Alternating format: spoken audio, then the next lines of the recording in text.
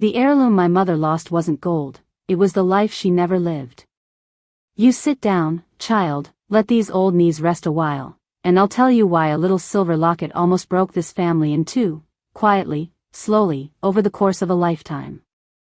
Because that is what this story is about.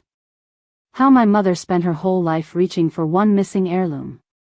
How that silent reaching shaped every corner of our home.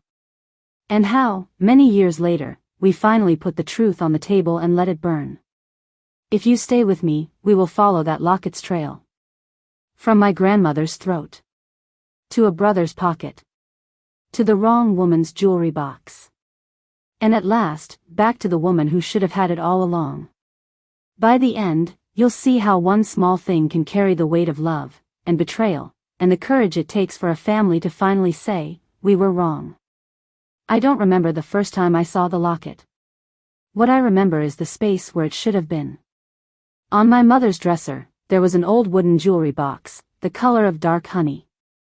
The lid was cracked along one edge, and the little velvet lining inside had a faint oval indentation, like a ghost pressing its face into the fabric. That empty oval drew my eyes every time she opened the box. There were other things inside, 2 simple gold bands, a thin bracelet missing a clasp, a tiny silver thimble, but my mother's hand would always hover over that empty space for a heartbeat too long. Then she'd close the lid, the way you close a wound. As a child, you don't have words for those things, you know? You just feel it. Have you ever walked into a room and known, without anyone saying a word, that you've interrupted a conversation that will never be finished out loud? That's what that jewelry box felt like. I'd sit at the edge of her bed on Sunday afternoons while she folded laundry. Sunlight would spill through the window, carrying in the smell of wet earth from the yard.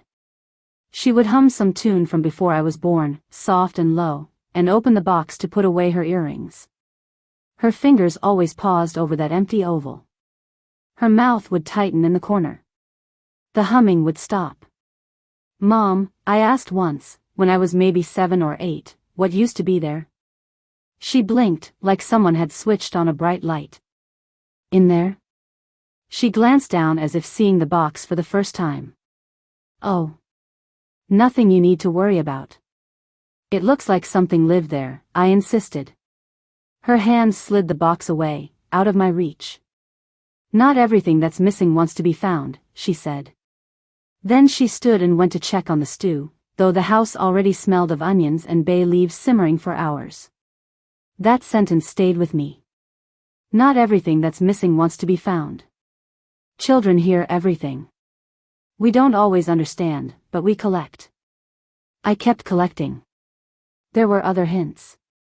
One winter evening, when I was 10, my Aunt Lydia came to stay with us for a few days. She and my mother sat late at the kitchen table, their faces lit by the yellow ceiling lamp, steam rising from their teacups. I was supposed to be in bed, but the walls in that old house were thin. Their words leaked through like light under a door. Have you ever asked him again? Aunt Lydia's voice, sharp as a knitting needle. No, my mother, quiet. You know Mama wanted you to have it. She said it herself, right there in that hospital bed. I know what she said. Well, then? A long pause. I remember the creak of a chair, the clink of a spoon. He's the oldest, my mother finally replied. The head of the family now. He made his choice. And you let him. I didn't want a war over a piece of jewelry.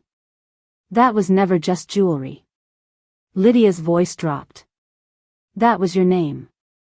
My heart beat hard against the mattress as I lay there, staring at the ceiling. Your name, I thought. How could a piece of jewelry be someone's name?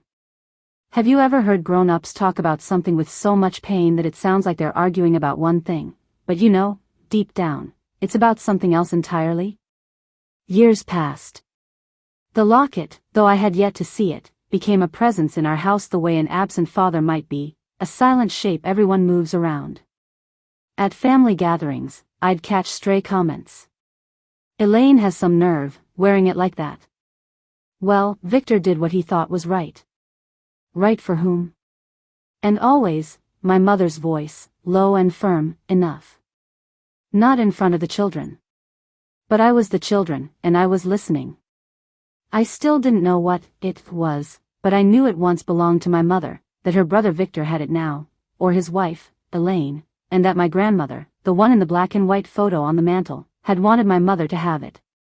Right there, a triangle of longing, power, and silence was drawing itself around that missing thing. The first time I actually saw the locket, I was 12, and I wish I could tell you I saw it in some magical, romantic way. But no. I saw it on the wrong woman's neck. It was a hot June afternoon, at Cousin Caroline's wedding reception. The hall smelled of roses and spilled champagne. Kids ran under tables, chasing each other between the swish of dresses and the shine of shoes. I was bored and sticky and ready to go home when I saw Aunt Elaine sweep in, her hand tucked into Uncle Victor's arm like she owned the place, and maybe she thought she did. And there, resting at the center of her chest above the line of her blue dress, was an oval silver locket. It was small, simple, but it caught the light as though it remembered every sun it had ever seen. Its surface was engraved with a tiny bird in flight, wings spread wide, beak open as if singing. I stared. I don't know how I knew it was the locket. Maybe it was the way my mother's shoulders went rigid beside me. Maybe it was the way Aunt Lydia's lips pressed into a flat line. Maybe some objects carry their own introductions. That's it, isn't it? I whispered to my mother. She didn't look at me. Her eyes were pinned to Elaine's throat, her fingers digging crescent moons into the side of her paper cup. Grace, she murmured to herself. Grace, remember. Then she reached for a napkin, wiped an already clean spot on the table, and changed the subject. But once you've seen the ghost, you can't pretend it was never there. That night, back home, I lay awake replaying the moment. The bird, the shine, my mother's face gone pale in the middle of someone else's happiness. Why did she not march across that hall and say, "That's mine"? Why did my uncle, her brother, look so calm, so sure, next to his wife wearing what should have been my mother's treasure? Those questions planted themselves like seeds in the cracks of my childhood. They lay quietly for years, until the right season came, and then, they grew roots that split our family story wide open. The season came the year my mother turned 65. By then I was grown, with children of my own. Life had its demands, work, school meetings, bills piled on the kitchen counter, but the questions about that locket never entirely left me. They would surface at the oddest times, like when I fastened my own simple chain around my neck, or when my daughter asked why my grandmother's photograph always sat in the same honored place. Because she held this family together, I would say. And I believed it. One autumn afternoon, my mother fell on the back steps and fractured her hip. We brought her home from the hospital with a walker and a list of instructions from a young doctor who spoke too fast. I moved back into my childhood bedroom for a few weeks to help her settle. It's strange, returning to your old room as an adult. The wallpaper had been replaced, the posters gone, but I could still feel the arrangement of my teenage worries hovering in the corners. While my mother napped, I started cleaning out the hall closet, the one that had always been hers. On the top shelf, behind a stack of faded towels, I found an old cardboard box tied shut with a piece of green yarn. Her handwriting was on the lid. Do not throw away. Underlined twice. Now, when your mother writes something like that and then tucks it out of reach, what do you do? Respect it? Obey? Pretend you never saw it? Or do you, like me, stand there in the hallway with dust motes dancing in the afternoon light and feel your fingers itch toward the knot? I told myself I was just checking what was inside in case it was something important, medications, or insurance papers, or family documents. But the truth? The truth is, some part of me hoped this box might finally answer the questions that had been pacing the floors of my memory for decades. I carried it to the kitchen table. The yarn came loose with a soft sigh. Inside, stacked neatly, were notebooks and envelopes, their edges browned with time. I recognized some of them from my childhood, the little floral journals my mother used to keep on her nightstand. Diaries. I should have closed the box right then. I know that. A person's private words are a sacred thing. But then I saw the date on the topmost notebook. 1959. The year my grandmother died. I opened it. Her handwriting leaned slightly to the right, careful and small. On the first page she had written, "From my own remembering, when memory fails." And below, in neat lines. January 3rd, Mama's cough worse today. Doctor says pneumonia. She looks so small in that bed, bird bones under all those blankets. I read, slowly at first, then faster. The pages were a window into a girl I had never met, my mother at 21, newly engaged, caring for her dying mother in a house that smelled of medicine and boiled potatoes. 3 days after the new year, my grandmother's condition worsened. January 6th, Mama called me to her room after Lydia went to fetch more blankets. She held my hand so tight my fingers went numb. She said, "The locket is for you, Anna. Promise me you'll wear it on your wedding day. Promise me you'll remember who you are, no matter whose name you take." I promised. Of course I promised. My throat tightened. There it was, the first time my mother wrote the word locket. Black ink on yellowed paper. January 10th, Mama gone. House too quiet. Victor says he will handle the affairs, the papers, the will, such as it is. I asked him, gently, about the locket. He nodded, said not to worry, he knows what Mama wanted. I want to trust him. He is my big brother. He has always been the one people listen to. The next entries grew sharper, like the point of a needle. January 18th, the lawyer came. We all sat in the parlor, pretending we were not enemies waiting for a war to start. He read Mama's will. There was talk of the house, the small savings, the furniture. No mention of the locket. I looked at Victor. He would not meet my eyes. January 20th, I asked Victor, alone in the kitchen. I reminded him what Mama said. He smiled like I was a child again, asking for extra dessert. He said, "Anna, don't fuss over a trinket. Mama didn't mean for us to squabble over things. You'll get plenty. We need to keep peace, especially now." I said I wanted that peace. He shrugged. Said Elaine loves it. He already gave it to her. I could see it then, my mother's 21-year-old face, the shock blooming. "That was supposed to be mine," she wrote. I told him. I said it plain. He patted my shoulder, told me not to be dramatic. Said it looked better on a married woman, that I would understand when I had a household of my own. I felt myself disappear. Have you ever read a sentence where you can feel someone's heart cracking between the words? I felt myself disappear. I looked up from the diary. The kitchen was quiet, the only sound the ticking of the clock and my mother's shallow breathing from the next room. How many times had I watched her set the table for family dinners, fuss over the roast, smooth her dress before every holiday photo, never knowing she was living with the feeling that something promised had been taken out of her hand and locked away under someone else's name. I turned the page. February 2nd, wedding dress fitting today. I could hear Lydia in the next room with her girls, laughing. I stood in front of the mirror in white and felt like an imposter. Mama's face looked back at me from memory and her neck was bare. No locket. I cried in the dressmaker's bathroom until my eyes were too red for pictures. February 15th, wedding day. I wore no necklace. People commented. Elaine wore the locket. She told everyone, it was Mother's, she wanted it to stay with the head of the family. I stood through the ceremony numb. I said my vows and wondered who I was without that little bird around my neck. I closed the diary then, pressing my palm against the cover to steady myself. Is it silly, you might ask, to place such weight on an object? To let a piece of silver tell you who you are? Maybe it sounds silly. But when you grow up poor, when the people you love have so little that is purely theirs, a small thing like that, promised to you by a dying mother, becomes the whole story of whether you matter. For my mother, that locket was not jewelry. It was proof. Proof that her mother saw her, chose her, believed she belonged. Without it, every slight, every dismissal from her brother, every time someone called her the quiet one, settled into a deeper story, that she was the one it was safe to take from. I picked up another notebook.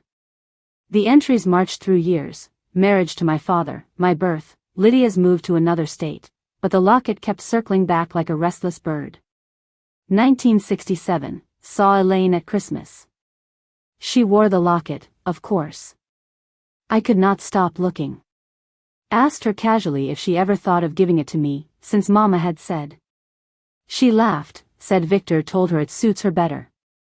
Said, "You're too sensitive, Anna. It's only a keepsake." Only.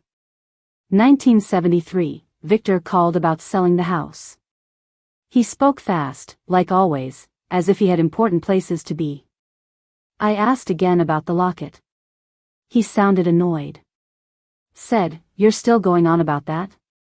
Let it go, Anna. You have a good husband, healthy children. Don't be ungrateful." I felt ashamed for asking. 1978, thought about consulting a lawyer. Wrote down the cost. Looked at the numbers and thought of the children's school fees, the leaking roof. Put the idea away. How can I take my own brother to court over something he insists was his to give? Over and over, my mother reached out a hand, gently, politely, and over, it was brushed aside. And she never told us. Instead, her struggle slipped sideways into the corners of our lives. The way she flinched at the sound of Uncle Victor's car in the driveway. The way she insisted my sister and I each have something of our own, writing our names inside the covers of our books, stitching initials into the hems of our dresses. The way she always took the smaller piece of pie, the chipped cup, the bent fork. Back then, I thought she was just being generous. Now I realized she was trying to rewrite her own story through us, teaching her daughters that they were not the ones it was safe to take from. I sat there, fingers trembling on paper that smelled faintly of old soap and ink, and I felt a hot, slow anger rise in me. Not only at Victor, or Elaine, but at the whole web of quiet expectations that had taught my mother she could not fight too loudly for what was hers. Why had no one else stepped in? Why had my father, who loved her, not said, "Enough, give her what was promised"? How many of us have watched someone we love swallow injustice so often that it becomes part of the way they breathe? As if answering my thought, tucked behind the last diary was a small bundle of letters, tied with a blue ribbon gone gray. They were addressed, in my mother's hand, to Victor and Elaine. Most of them were never sent. "Dear Victor," one began, dated 1982. I know this must sound foolish after all these years. Page after page, she rehearsed the words she never felt allowed to say out loud. Letters full of apology for bringing it up again, full of explanations about Mama's last words, full of pleas to consider how much it would mean to her. And each draft ended the same way: "Perhaps it is better if I do not send this. Perhaps it is better to keep peace." She never mailed a single one. I placed the letters back in the box with shaking hands. In that moment, my mother's silent struggle stopped being a phrase and became a living thing crouched in the corner of our kitchen. It had been living there my entire life. I stood up, went to her bedroom door, and watched her sleep, her hair silver now, her face soft with age. I thought about the empty space in her jewelry box, the way her fingers always hovered there like they were remembering the feel of something that had never been allowed to rest in her palm. I realized that if I did nothing, this would be the story she carried to her grave.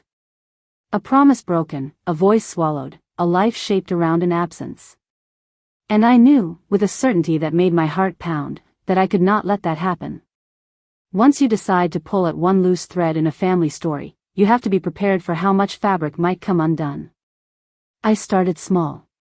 The next Sunday, after church, I drove over to Aunt Lydia's house with a tin of cookies and the box of diaries hidden under my arm. Her place smelled like lavender and lemon oil, the way it always had. She was older now, her hair a crown of white curls, but her eyes were as sharp as ever. "What brings you here, girl?" she asked, though I was in my 40s and had long outgrown that name. "I've been cleaning out Mom's closet," I said, setting the box on her kitchen table. "Found these." She glanced at the box, and something in her face tightened. You read them? Some. And I need to know the rest.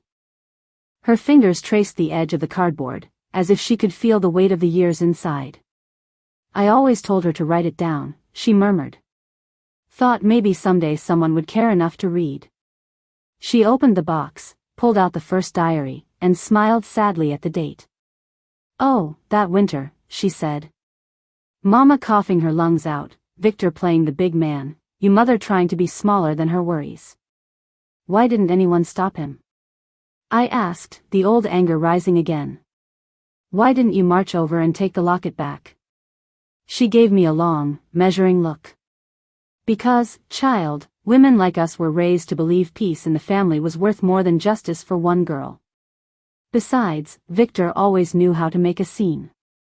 He would have turned it into a circus, told everyone your mother was ungrateful, greedy, tearing the family apart for a piece of metal. Who was going to believe the quiet daughter over the golden boy? Her words landed heavy. Besides, she added, I thought maybe he'd do the right thing in time. I kept waiting for that time. It never came. Do you know what happened to the locket after that? I pressed. I saw Elaine wearing it when I was a kid, but I never saw it again after I was grown. Lydia sighed. Sit, she said. This might take a while. She pulled out one of her neatly labeled photo albums and flipped to a page from the early 70s. There was Elaine at a baby shower, laughing, the locket glinting at her throat. Elaine wore it every chance she got, Lydia said. Birthdays, weddings, church potlucks. It was her way of saying, I am the matriarch now. She liked the attention. We turned more pages. The locket appeared again and again, a small silver moon in the center of family snapshots. Then, abruptly, it disappeared from the pictures. I frowned. What happened? Lydia tapped a photo from 1981. It was taken in Victor and Elaine's living room, brown couch, orange carpet, that awful lamp everyone had in those days. There, she said. Look closer. On the coffee table sat a small open box. If you leaned in, you could just make out the curve of the locket nestled inside, the bird engraved on top. That was the last time I saw it with my own eyes, Lydia said. Victor had just lost a lot of money in some foolish business scheme. They were talking about pawning a few things to stay afloat. Elaine told me she was thinking of, temporarily, putting the locket up as collateral for a loan. Said they'd get it back as soon as things settled. Did they? I asked. Lydia shrugged. She swore they did. But I never saw it on her neck again after that year. When I asked once, she changed the subject. Said fashions had moved on. I didn't believe her then, and I don't now. A new possibility sank its teeth into me. What if, after all those years of holding it, of refusing to give it back to my mother because it was too important, they had sold it off like any other object when money got tight? How do you forgive that? I left Lydia's house with more questions than answers. At home, I spread my own collection of family photos across the living room floor. My children helped, turning pages with the reverence of archaeologists uncovering a lost city. There, my son pointed. A Thanksgiving, 1983. Elaine was at the edge of the frame, holding a glass of wine, her neck bare. We looked at later photos, Christmases, graduations, anniversaries. No locket. It was as if it had simply vanished. Do you know that feeling, when a mystery shifts shape right in front of you?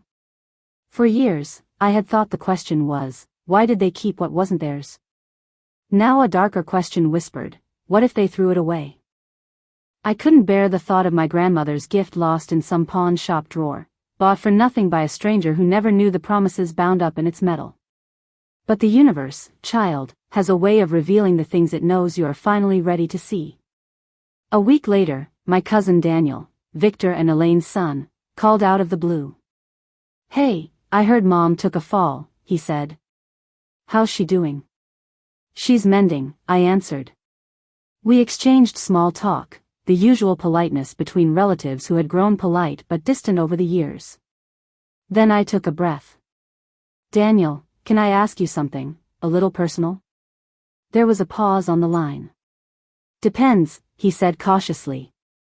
It's about your grandmother's locket. Silence. Then a sigh. I wondered when someone would bring that up, he said. My heart thudded. So you know about it? Only that it's some big sore spot between Mom and Aunt Anna. I used to hear them hiss about it in the kitchen when they thought we kids were watching TV. Do you know what happened to it? Another pause. What did Aunt Lydia tell you? That Elaine talked about pawning it when money was tight. But no one seems to know if she did. Daniel laughed, but there was no humor in it. Oh, she pawned it, all right. Or tried to. Dad found out and raised hell. Said it was family property and she had no right. They had a huge fight. I was, 16? I remember plates breaking. So, where did it go? He hesitated. I could hear the murmur of a television in the background, the distant barking of a dog. I'm not supposed to know this, he said slowly, but I saw Dad take it from her jewelry box after that fight. He told her if she couldn't be trusted, he'd keep it somewhere safe. After that, it disappeared. He said he put it in a safety deposit box. Where? At the bank downtown. The old branch on Maple. Do you have access to it? I do now, since he passed. Daniel's voice softened. Look, Anna, I always thought it was weird he was so protective of something he never even wore. When I asked him once why he didn't just give it to you, he said, some things are too tangled to untangle now. Too tangled to untangle. As if his own comfort was a knot more valuable than my mother's heart. Would you be willing to check? I asked quietly. To see if it's still there? Another long breath on the line. I think I owe you that much, he said. And I owe it to Grandma. We made a plan to meet at the bank the following week. Those days in between stretched like years. I hovered between hope and dread. What would I tell my mother if the box was empty? Would I even tell her I'd gone looking? Have you ever stood on the edge of a possibility so fragile you're afraid to even name it, in case saying it out loud scares it away? The morning finally came. The bank smelled of old paper and polished wood. Daniel met me in the lobby, taller and grayer than I remembered, his eyes shadowed but kind. We signed forms, showed IDs, followed a clerk down a quiet hallway lined with metal doors. The click of his keys echoed like footsteps in a cathedral. At box 317, he stopped. Daniel's hands shook as he turned the key. The door swung open. Inside was a small, black velvet pouch. Nothing else. My breath caught. Go ahead, Daniel said. You open it. My fingers felt clumsy, all thumbs, as I loosened the cord and tipped the contents into my palm. It fell with a soft, familiar weight. Oval. Silver. Engraved with a tiny bird in flight. The locket. For a moment, everything went quiet, the bank, Daniel, the hum of fluorescent lights. I could hear only my own heartbeat and, faint beneath it, my grandmother's long-ago voice that I had never actually heard, only imagined, the locket is for you, Anna. I turned it over. On the back, nearly worn smooth, were 3 tiny initials, RH, my mother's maiden name. He had known, all along, who it belonged to. Daniel cleared his throat. Well, he said softly, I guess there's our answer. Did your father ever talk about it? I asked, my voice hoarse. Once, Daniel said. After he got sick, I asked why he wouldn't give it back. He said if he did, he'd have to admit he was wrong. And he was too old to start apologizing for things. He said it was better to let the past stay quiet. Better for whom, I wondered. I closed my fingers around the locket. It was warm already, as if eager to return to skin. In that moment, I understood something. The locket had never really been lost. It had been held hostage by one man's pride and another woman's complicity. It had traveled from neck to neck, box to box, not because fate was cruel, but because people were. People who feared shame more than they feared doing harm. "This belongs to your mother," Daniel said. "It always did." "Are you sure?" He nodded, eyes bright. "Honestly, I'm tired of the way this thing has haunted the family. Maybe if it goes where it should have gone in the first place, we can all breathe." I slipped the locket back into the pouch, holding it like something fragile and newborn. As we left the bank, autumn wind tugged at my coat. I looked up at the gray sky and thought of my mother, waiting at home, not knowing that the thing she had reached for in her heart for 40 years was finally resting in my hand. I also knew this: simply placing the locket around her neck would not be enough. Not anymore. We would have to open more than a jewelry clasp. We would have to open the past. And there was no doing that without calling the whole family to the table. You don't just drop a bomb like that into a family and hope it doesn't explode. For a few days, I kept the velvet pouch in my dresser drawer, hidden beneath my sweaters. Every night, after the house was quiet, I would take it out, feel its cool weight, and imagine my mother's face when she saw it. Joy, certainly. But what else? Anger? Grief? Would giving it to her heal the old wound, or tear it open wider? I decided I couldn't do it alone. First, I told my husband. We sat at our own kitchen table. How many truths are born over chipped formica and lukewarm coffee, I wonder, and I spread the diaries, the letters, and the locket between us like evidence in a trial. He read. He listened. His jaw tightened. "I should have seen it," he said finally. "All those times your mother went quiet when your uncle's name came up. I thought it was just the usual sibling stuff." "We all did," I said. "But it wasn't usual. It was theft. Of more than metal." "What are you going to do?" "What are we going to do?" I corrected, though we both knew the conversation with my mother would be mine to lead. "I have to show her. But I also think we need to bring everyone else in. Not just for the locket, but for the lies that collected around it." "You want to confront Victor and Elaine?" "Victor's gone," I reminded him. "But Elaine is still very much alive. And so are their children. They all benefited from this, even if some of them didn't ask to." He nodded slowly. "Then this can't be just about blame. It has to be about... I don't know. Clearing the air before there's no one left to speak. Have you ever noticed how the hardest conversations aren't about what happened, but about what didn't happen, what was never said, never acknowledged?" I started with my mother. One afternoon, while she rested in her armchair with her feet up, sunlight pooling over the knit blanket on her legs, I brought the box of diaries and the velvet pouch into the living room. Her eyes flicked to them, then to my face. "What have you got there?" she asked, though I think she already knew.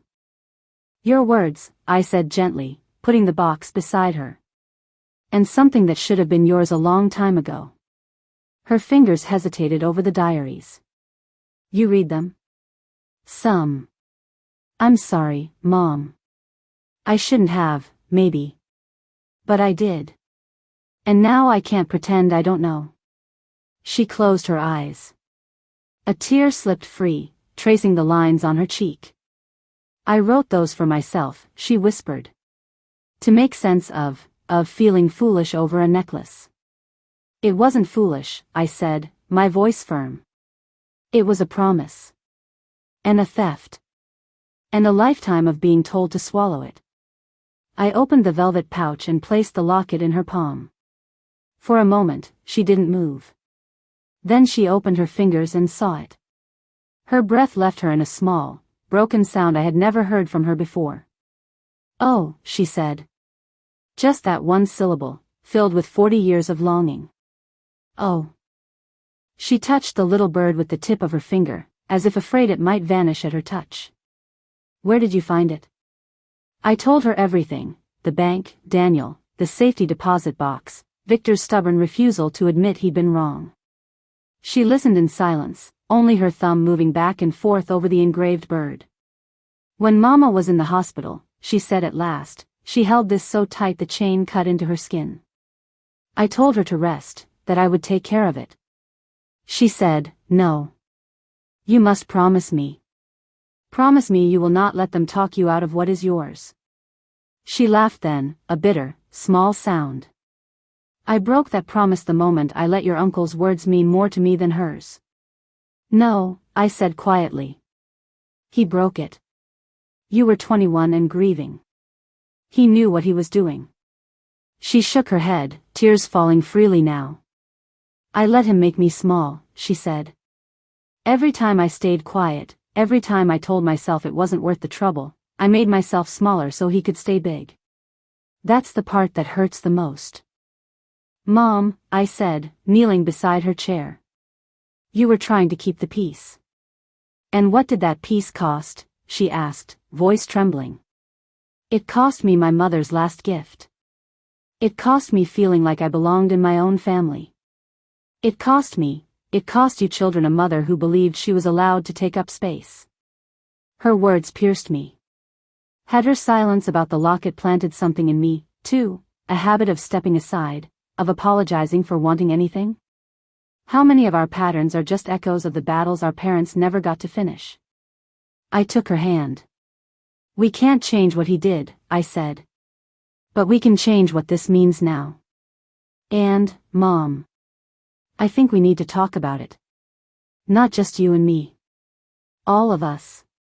Her eyes, red-rimmed and tired, searched my face. "You want to bring this out in the open? After all this time?" "Yes." "What good will that do?" "It will tell the truth," I said simply. "It will stop the story from being only in your head and these pages. It will make the people who benefited from your silence look you in the eye. And maybe it will stop the hurt from traveling any further down." She was quiet for a long time. Then she nodded, slowly, once. "All right," she said. "If we are going to do this, let's do it while I still have my wits about me. I am too old to carry this alone any longer." So we made a list. Elaine. Daniel and his sister, Carla. My sister and brother.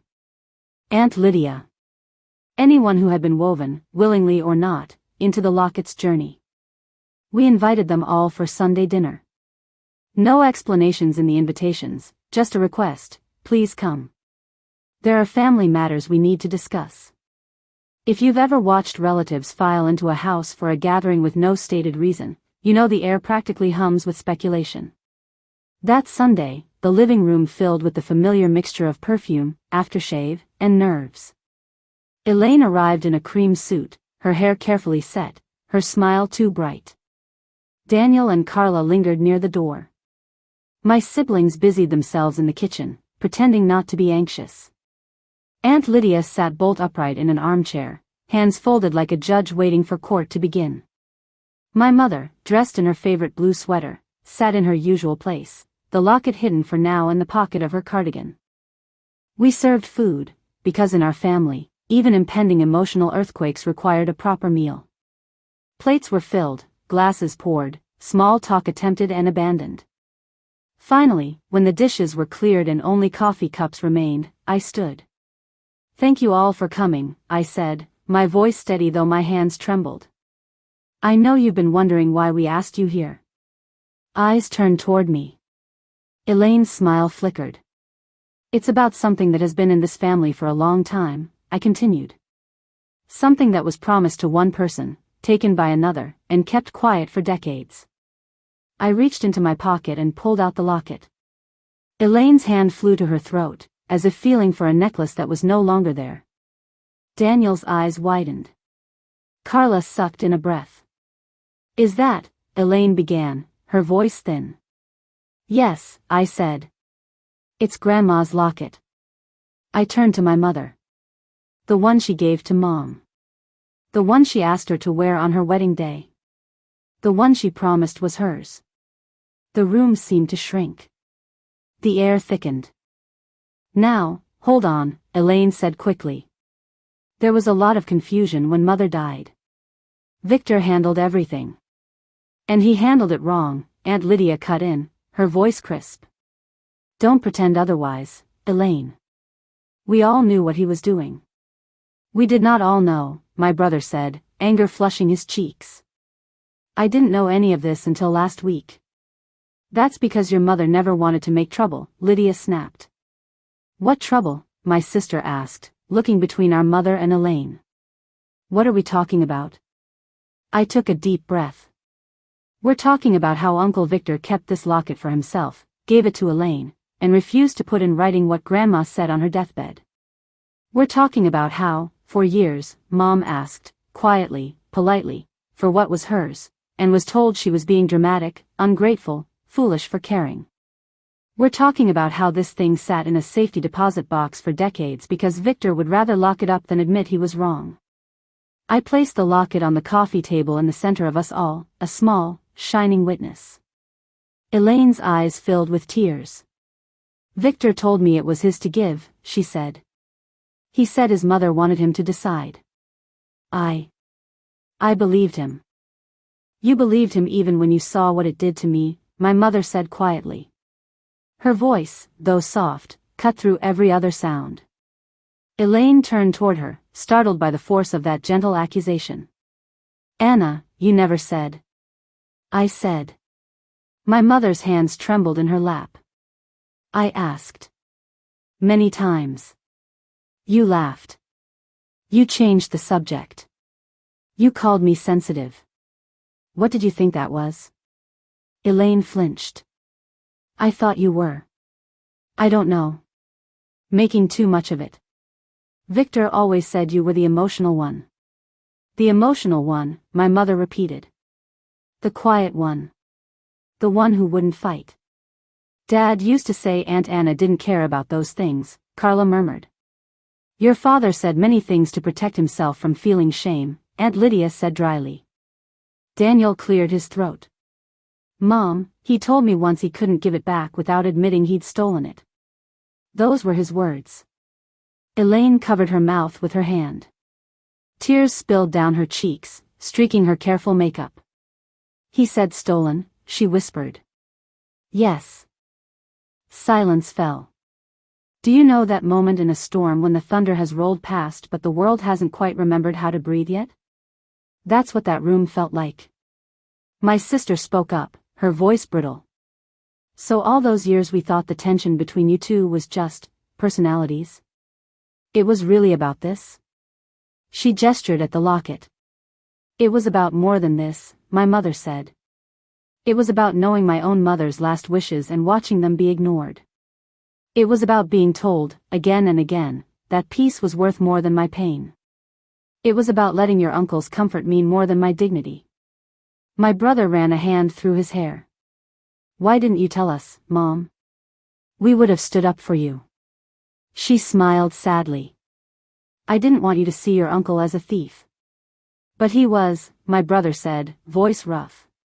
Yes, she said. But he was also a boy who grew up being told he was the son we all had to orbit. He believed it. We all did. I didn't want to tear down his pedestal when it was the one I had helped build by staying quiet. The honesty in her voice cut me.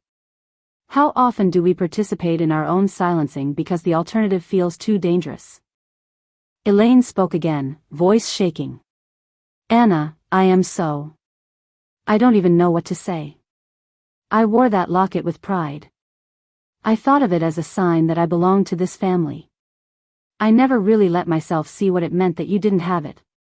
You enjoyed the power, Lydia said bluntly. Elaine didn't deny it. Maybe I did. I was the outsider, remember? The girl from the other side of town. Wearing it made me feel legitimate. Like I had your mother's blessing too. I told myself that. Over and over. I never let myself remember the look on your face that day at your wedding. My mother nodded slowly. I remember your face, too. You were so pleased. I think that hurt almost as much. Tears rolled down Elaine's cheeks. She reached toward the coffee table, then snatched her hand back. I don't have any right to touch it, she whispered. No, my mother said. You don't. Her words were not cruel. Just truthful. Daniel leaned forward. Aunt Anna, when we found it in the box, I knew it had to go to you. I know it's late. Too late, maybe. But it's yours. My mother looked around the room, at her children, her sister-in-law, her niece and nephew. You all grew up in the shadow of this thing, she said softly. Some of you didn't even know it. But it shaped how we spoke, or didn't speak, to each other. It colored every holiday, every gathering. It made me small. And when a mother makes herself small, her children learn to do the same. She turned to me. I'm sorry, she said. I'm sorry I showed you that kind of love, the kind that thinks silence is safer than truth. I felt my own tears spill over. You did the best you could with what you were given, I said. Now we can do differently. Then let us start, Lydia said, sitting forward. Anna, will you take what is yours? And can the rest of us find a way to live with what that reveals about who we've been? My mother reached out, hands shaking, and lifted the locket from the table. She handed it to me. Will you put it on me? She asked. My fingers fumbled with the clasp as I stood behind her chair. The chain was delicate, cool against my skin. I placed it around her neck, closed the clasp, and let the locket fall against the hollow of her throat. For the first time in her life, my mother wore her mother's promise. She touched it lightly, as if afraid to press too hard. The room held its breath. This, she said, voice clear, should have happened 40 years ago. Elaine sobbed openly now. I am so sorry, Anna. I can't give you back those years. I can't make it right. But I can say what Victor never did, we were wrong. I was wrong. My mother looked at her for a long moment. Thank you, she said. I needed to hear that more than I needed this. She touched the locket again. The metal is just metal. The apology is the thing. Can you forgive us? Carla asked, eyes bright. I can forgive you, my mother said softly. You were raised inside a story you didn't write. Just like I was. And Victor? Daniel asked quietly. My mother sighed. He is beyond my words now. I don't know what forgiveness looks like when the person is no longer here to hear it. But I know this, I will not carry his choices on my shoulders anymore. Her words felt like a door closing and a window opening at the same time. We sat there, all of us, in the thick, heavy silence that follows a great unburdening. No one reached for the TV remote. No one joked to break the tension. We just sat with what had been said. Do you know how rare that is, to let a hard truth hang in the air without rushing to smooth it over? Finally, my sister spoke. I don't want this to be just a sad story we tell once, she said.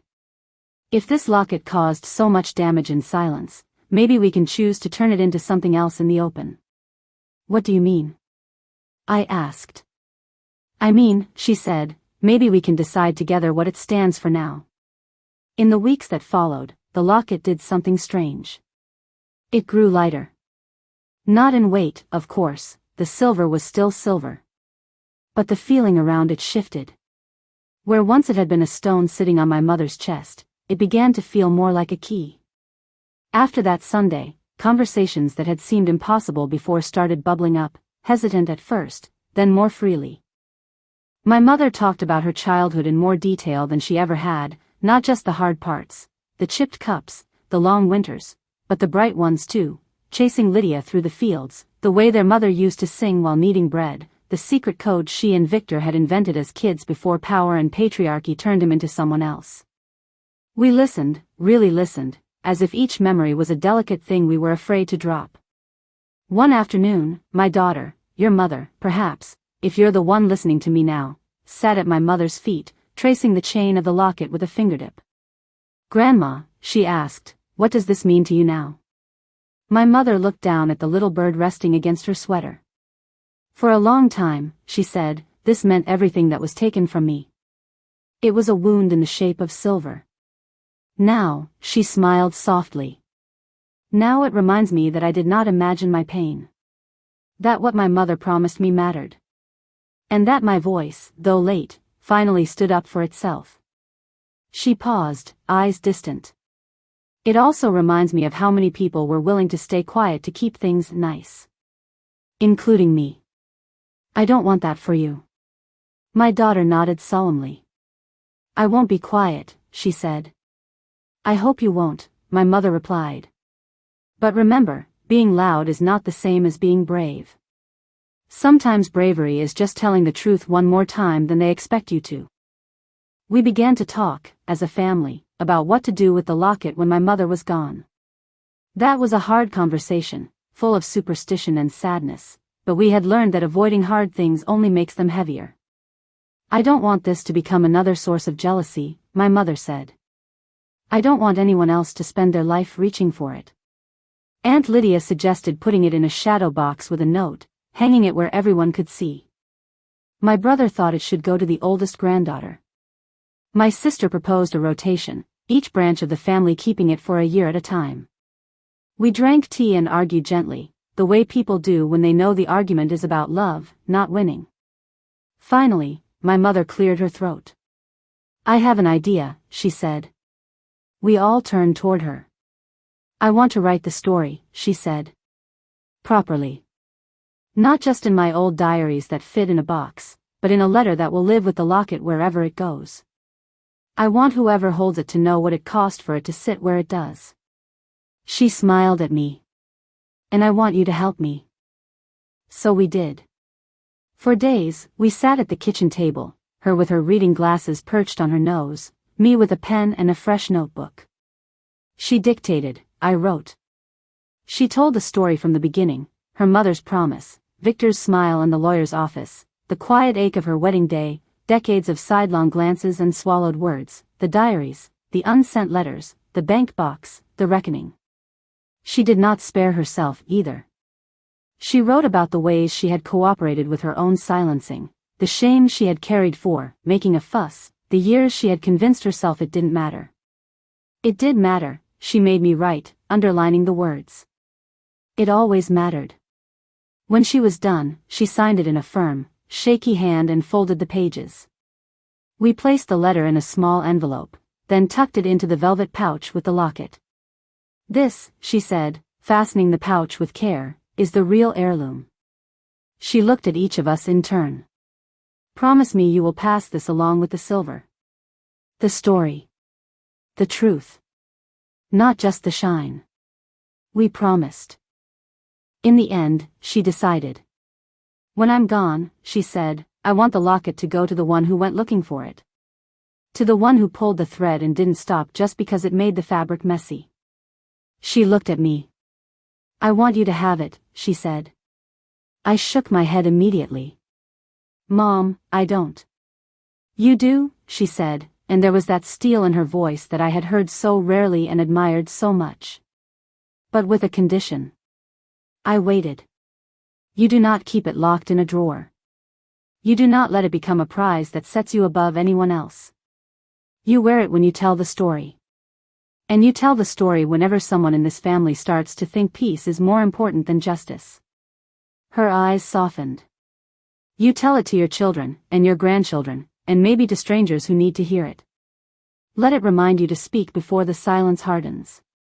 I swallowed past the lump in my throat. I promise, I said. Years have passed since then. Your great-grandmother, my mother, has gone on. We laid her to rest on a bright spring day, the kind she loved, with birds singing in the trees. At the funeral, I wore the locket for the first time. Not as a trophy, but as a thread connecting three women across time, my grandmother, my mother, and me. When the service was over and people began to drift toward their cars, Elaine approached me. She looked older, softer around the eyes. I wanted to say, she began, that I still think about that day we all sat in your mother's living room. I still feel ashamed. I touched the locket gently. Shame can be useful if it makes us different, I said. If it only makes us quiet, it's just another kind of silence. She blinked, then nodded. I've been talking to Carla, she said. We realized there are things in our branch of the family we never told the truth about either. It's like your mother gave us permission to finally say them out loud. In that moment, I saw what the reckoning had done. It had not only returned metal to its rightful owner, it had cracked open a space where honesty could breathe. Later, at the reception, Daniel pulled me aside. "You know," he said, "Dad always thought he was protecting the family reputation by keeping this quiet. But I think what really protects a family is knowing it can survive the truth." He was right. Because here is the strange mercy in all of this. The locket, once a symbol of everything wrong, has become, in our family, a reminder of what we can do right. Now, when someone feels overlooked, they bring it up, instead of swallowing it. When a decision is made that affects everyone, we ask, who is being left out of this conversation? When an old hurt surfaces, we sit at the table and, however clumsily, try to listen. We are still imperfect people. We still say the wrong things, hurt each other, forget to call. The locket did not turn us into saints. But it gave us a story to point to when we are tempted to choose comfort over courage. Sometimes, when one of the younger ones in the family asks why I still wear this old-fashioned piece when there are shinier things in the stores, I tell them. This isn't just a locket. This is a promise that we will not let silence write our story again. And I think of my mother, 21 and trembling, saying yes to her dying mother's request. I think of her 65-year-old hands, finally steady as I fastened the chain around her neck. I think of myself, older now, sitting here with you as you listen, time stretching between us like another kind of chain, each link a word, a memory, a warning, a hope. Have you ever looked at your own family and wondered what small object is carrying a story no one dares to tell? Maybe, in some dusty drawer or half-remembered argument, there is something your mother or father, your grandmother or grandfather, lost, and were taught to pretend they didn't miss. Maybe you are the one who will go looking. If you are, hear this from an old woman who has seen what these reckonings can do. Do not go hunting for old wounds just to win an argument or claim a prize. Go because you want to set the story straight, to stop the quiet hurting from passing on like a family recipe. Go with compassion as well as courage. Go ready to see the ways your own silence has added weight to someone else's burden. And when, if, you find the missing thing, whatever it is for your family, don't just slip it into your pocket and walk away. Call the people to the table. Lay it down where everyone can see. Tell the truth, even if your voice shakes. Because sometimes, child, the real heirloom we pass down is not the silver or the land, not the ring or the house. Sometimes the real heirloom is the story of how we finally chose to stop being quiet. The bravest inheritance is the courage to tell the truth out loud. If hearing this has stirred something in your own memories, if you've seen your mother or grandmother in my mother's quiet eyes, I want you to carry this story with you. And if you found yourself leaning closer, holding your breath as we walked through these old rooms together, I'd be grateful if you'd tap that like button. It helps this little corner of the internet, dust of old days, reach others who might be holding their own silent stories. If you want more long, slow, grandmother-style nights like this, full of secrets and reckonings, old photographs and new beginnings, then subscribe to Dust of Old Days, and sit with us again the next time we open a box from the past. Until then, may the things you inherit be softer than silence, and may you always know when it's time to finally, gently, speak.